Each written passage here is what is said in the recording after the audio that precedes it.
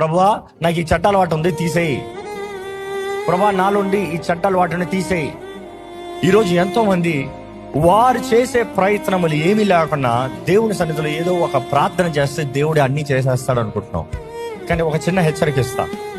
ఎప్పుడన్నా సరే, దేవా నాలో ఉండి అలవాటు తీసేయి, లేకపోతే నాకు ఈ శోధన పైన జయము దయచేయి, ఈ పోర్నోగ్రఫీ నుండి నాకు విడుదల దయచేయి, లేకపోతే ఎలాంటి సంబంధాల నుండి నాకు విడుదల దయచేయి, లేకపోతే ఈ ఫ్రాడల్ మైండ్ సెట్ నుండి విడుదల దయచేయి అని ప్రార్థన చేస్తారు అనుకో, ఏమవుతుంది తెలుసా?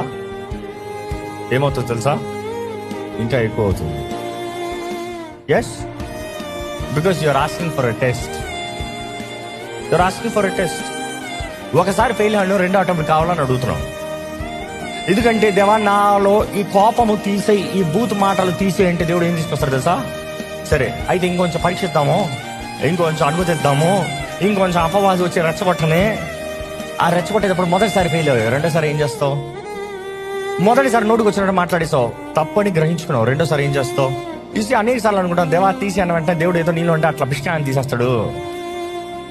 That is the pampered preaching. నువ్వు ప్రార్థన చేసే పోయింది నీలో ఉండి, నువ్వు చేయాల్సింది ఏమీ లేదు అనుకుంటారు. మన మనసు మారాల్సి ఉంది, విధానం మారాల్సి ఉంది.